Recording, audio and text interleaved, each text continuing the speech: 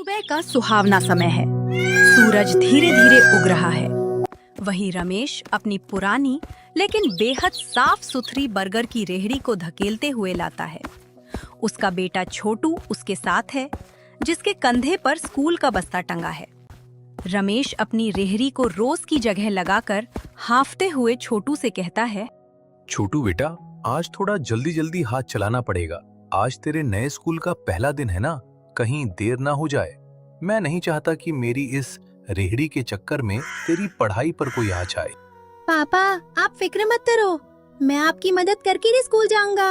वैसे भी आपके हाथों के बर्गर का जादू चखने के लिए लोग अभी से आने लगे हैं। और आप भूल गए क्या, आपने ही तो कहा था कि कोई भी काम छोटा या बड़ा नहीं होता, बस उसे करने की नीयत साफ होनी चाहिए। रमेश मुस्कुराता है और आलू की टिक्की को गरम तवे पर रखता है। शीश की तेज आवाज आती है और मसालों की खुशबू के साथ हल्का सा धुआं उठता है। 2-3 ग्राहक दुकान पर आकर खड़े हो जाते हैं। रमेश भाई, एक बर्गर जल्दी से बना दो, ऑफिस के लिए देर हो रही है। पर भाई, टिक्की थोड़ी करारी रखना और हरी चटनी थोड़ी ज्यादा डालना। बिल्कुल शर्मा जी, आपके लिए तो मक्खन मार के एकदम कड़क बर्गर बनेगा। छोटू बेटा, जरा नैपकिन देना और साहब के लिए ठंडे पानी का ग्लास भी निकाल। फिर रमेश बर्गर को साफ कागज में लपेटकर ग्राहक को देता है। ग्राहक बर्गर का एक बड़ा निवाला खाता है और उसके चेहरे पर गजब का सुकून आ जाता है। वाह रमेश, सालों से शहर का स्वाद बदल गया, बड़ी बड़ी दुकानें खुल गईं, पर तेरे इस 20 रुपए वाले बर्गर का स्वाद और तेरा ये अपनापन आज भी नहीं बदला। जीते रहो भाई, भगवान तुम्हारी बरकत करे। और सड़क के दूसरी तरफ वहां एक बड़ा आलीशान और कांच से चमकता हुआ 3 स्टार रेस्टोरेंट है, जिस पर बड़े अक्षरों में लिखा है चूनीलाल फास्ट फूड। चूनीलाल अपने रेस्टोरेंट के सामने से रमेश की दुकान पर लगी भारी भीड़ को गुस्से में घूर रहा है। उसके चमचमाते काउंटर पर महंगे बर्गर रखे हैं, जिन्हें कोई पूछ भी नहीं रहा। वेटर खाली बैठे मक्खियां मार रहे हैं। अरे, ये सड़क छाप 2 कौड़ी का बर्गर वाला मेरे लाखों के एसी रेस्टोरेंट का धंधा मंदा कर रहा है। मेरा 200 रुपए का बर्गर यहाँ काउंटर पर रखे रखे सड़ रहा है और उसकी उस खटारा रेहड़ी पर जैसे मुफ्त का माल बट रहा हो। पूरा हफ्ता बीत गया, गल्ले में 1000 रुपए भी नहीं आए। मुझे इस चूहे को यहाँ से खदेड़ना ही पड़ेगा। चूनीलाल गुस्से में तिलमिलाते और अकड़ते हुए सड़क पार करके रमेश की दुकान के पास आकर सीधे तवे के सामने पहुंच जाता है। ओए रमेश, ये क्या सड़क पे तमाशा लगा रखा है तुमने? चारों तरफ धुआं और गंदगी मचा रखी है। तुम्हारा ये घटिया और सस्ता बर्गर खाकर लोग बीमार पड़ जाएंगे। अपनी ये खटारा रेहड़ी यहाँ से हटाओ। मेरे आलीशान रेस्टोरेंट के सामने फुटपाथ पर कचरा मत फैलाओ। चूनीलाल अंकल, कचरा और बासी खाना हमारे यहाँ नहीं, आपके उस बंद रेस्टोरेंट के फ्रिज में सड़ रहा होगा। मेरे पापा सुबह 4 बजे उठकर मंडी से ताजी सब्जियां लाते हैं, एकदम साफ सुथरा और ताजा बर्गर बनाते हैं। पूरा शहर ये बात जानता है, तभी तो सब यहाँ आते हैं। चूनीलाल जी, गुस्सा थूकिए। मैं तो बस मेहनत करके अपने बच्चे के लिए 2 वक्त की सूखी रोटी कमा रहा हूँ। जो गरीब महंगे होटलों में नहीं जा सकते, उन्हें सस्ते में अच्छा खाना मिल जाता है। बस यही मेरी असली कमाई है।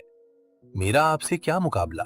आप बड़े आदमी हैं, मैं एक छोटा सा रेहड़ी वाला। जबान मत लड़ाओ रमेश। ये जो लोग आज तुम्हारे गुण गा रहे हैं ना, कल कोई थूकेगा भी नहीं।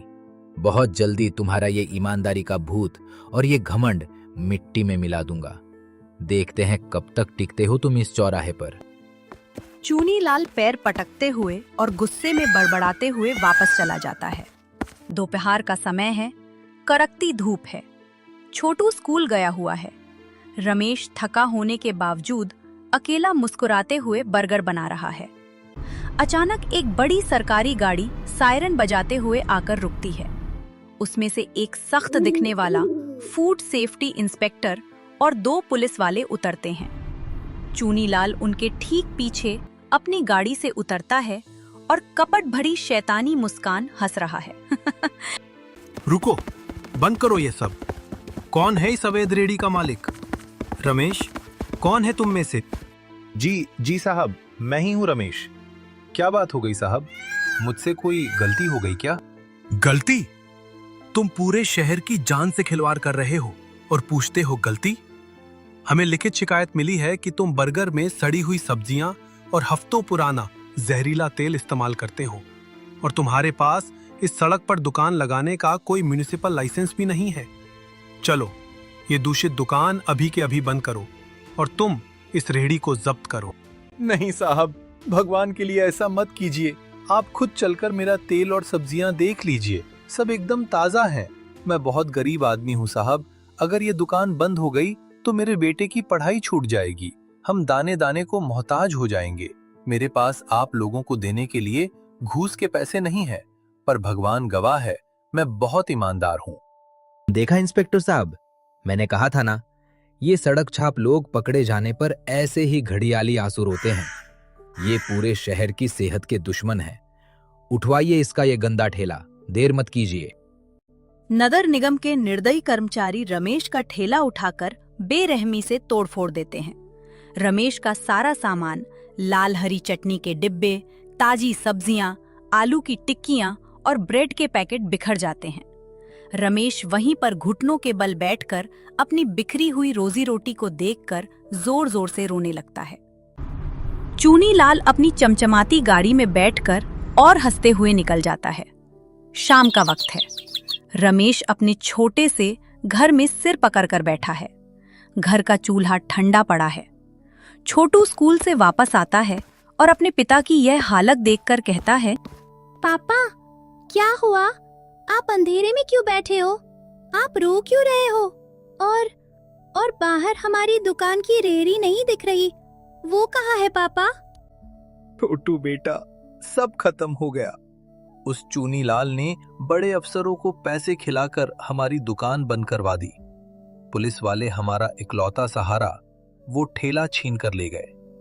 अब ना कल से बर्गर बनेगा, ना पैसे आएंगे। और तेरे स्कूल की जो फीस जमा करनी थी, मैं हार गया बेटा। एक गरीब अमीर की ताकत के आगे हार गया। रमेश और जोर से रोने लगता है, लेकिन छोटू की आंखों में डर नहीं, बल्कि एक अजीब सा संकल्प है। नहीं पापा, आप ऐसे हार नहीं मान सकते। माँ की कसम आपको, चूनीलाल ने सिर्फ हमारा लकड़ी का एक ढांचा छीना है। आपके हाथों का हुनर, आपका स्वाद और आपकी मेहनत नहीं। लोग उस लोहे और लकड़ी के ठेले को देखकर नहीं आते थे, वो आपके साफ सुथरे और स्वादिष्ट बर्गर के दीवाने हैं। पर बेटा, बिना ठेले के मैं सड़क पर खड़ा कैसे होऊंगा? लोग जानेंगे कैसे कि मैं कहाँ हूँ? हमारे पास नया ठेला बनाने के पैसे भी तो नहीं है। पापा, आपने ही तो मुझे नए जमाने के साथ चलना सिखाया है। ये देखिए, डिजिटल इंडिया। आजकल दुकान सड़क पर होना जरूरी नहीं है, इंटरनेट पर होना जरूरी है। हम अपने इस छोटे से घर के आंगन को ही अपनी रसोई बनाएंगे। मैं आपके बर्गर बनाने का वीडियो रिकॉर्ड करूंगा और उसे सोशल मीडिया पर डालूंगा। शहर के लोग खुद ब खुद हमारे घर का रास्ता ढूंढते हुए आएंगे। रमेश अपने बेटे की समझदारी देखकर दंग रह जाता है। उसकी आंखों के आगे छाया अंधेरा दूर होने लगता है और उम्मीद की एक नई किरण चमकती है। अगली सुबह रमेश के चेहरे पर अब उदासी नहीं, बल्कि एक नया जज्बा है। वह अपने घर के छोटे से कच्चे आंगन में लकड़ी की मेज बिछाते हैं। रमेश टेबल के सामने खड़ा हो जाता है और छोटू सामने खड़े होकर अपने फोन का कैमरा ऑन करता है। राम राम दोस्तों, ये जो स्क्रीन पर आप देख रहे हैं, ये मेरे पापा हैं, रमेश कुमार, हमारे शहर के सबसे ईमानदार और सच्चे बर्गर वाले। कल कुछ बड़े और जलनखोर लोगों ने पैसों के दम पर इनका ठेला हमसे छीन लिया ताकि हम भूखे मर जाएं। लेकिन वो मेरे पापा की मेहनत का स्वाद नहीं छीन पाए। आज से हम अपने इसी छोटे से घर यानी मकान नंबर 5 स्टेशन रोड से काम शुरू कर रहे हैं। अगर आपको सच में साफ सुथरा, सेहतमंद और बिना किसी मिलावट का सच्चा स्वाद चखना है तो हमारे घर आइए और एक सच्चे और मेहनती इंसान का साथ दीजिए। छोटू उस वीडियो को इंटरनेट पर अपलोड करता है। स्क्रीन पर लाइक्स, शेयर्स और कमेंट्स की बाढ़ आ जाती है। वीडियो तेजी से पूरे शहर के व्हाट्सएप ग्रुप्स और फेसबुक पर वायरल हो जाता है और दोपहर होते होते रमेश के घर के बाहर का नजारा बदल जाता है। वहां 2-4 नहीं बल्कि 10-50 से ज्यादा लोगों की लंबी कतार लग चुकी है। लोग अपनी गाड़ियां और मोटरसाइकिल खड़ी करके रमेश के आंगन के बाहर इंतजार कर रहे हैं। रमेश भाई, हमने सुबह सुबह सोशल मीडिया पर आपके बेटे का वीडियो देखा। हमारा खून खौल उठा ये देखकर कि आपके साथ कितनी नाइंसाफी हुई। हमें तो पहले से पता था कि आप कभी कुछ गलत नहीं कर सकते। चूनीलाल के उस बासी रेस्टोरेंट का बहिष्कार, हमारे लिए 10 बर्गर पैक कर दीजिए, मैं अपने पूरे परिवार के लिए ले जाऊंगा। आप सबका बहुत बहुत धन्यवाद। विपत्ति के समय आप सबने एक गरीब का घर उजड़ने से बचा लिया। मैं मरते दम तक आपकी सेवा में शुद्ध खाना ही बनाऊंगा। तभी वहां अचानक फूड डिपार्टमेंट की एक बड़ी विजिलेंस गाड़ी आकर रुकती है। भीड़ घबरा जाती है। गाड़ी से फूड डिपार्टमेंट के सबसे बड़े चीफ ऑफिसर उतरते हैं। उनके साथ वही पुराना इंस्पेक्टर भी है जो अब डर से कांप रहा है। मिस्टर रमेश, सोशल मीडिया पर आपका वीडियो हमारे हेड ऑफिस तक पहुंचा। हमने जांच की तो पता चला कि हमारे इस भ्रष्ट इंस्पेक्टर ने चूनीलाल से मोटी रिश्वत लेकर आपकी दुकान पर झूठी रेड डाली थी। इसे सस्पेंड कर दिया गया है। और ये देखिए, आपकी साफ सफाई और ईमानदारी को देखते हुए विभाग खुद आपको ये official food safety and hygiene licence सौंप रहा है। अब आपको कोई नहीं रोक सकता। कुछ हफ्ते बाद रमेश का वो छोटा सा घर अब एक बेहद सुंदर रेस्टोरेंट में बदल चुका है, जिस पर बड़े बड़े अक्षरों में बोर्ड लगा है, छोटू और पापा के स्पेशल डिजिटल बर्गर। और वही चूनीलाल के आलीशान चूनीलाल फास्ट फूड पर बिकाऊ है का बड़ा सा बोर्ड लगा हुआ है। चूनीलाल अपने खाली काउंटर पर अकेला बैठा सर पकड़कर रो रहा है और इधर छोटू काउंटर पर खड़ा होकर पैसे संभाल रहा है और रमेश बर्गर बना रहा है। दोनों एक दूसरे को देखते हैं और मुस्कुराने लगते हैं।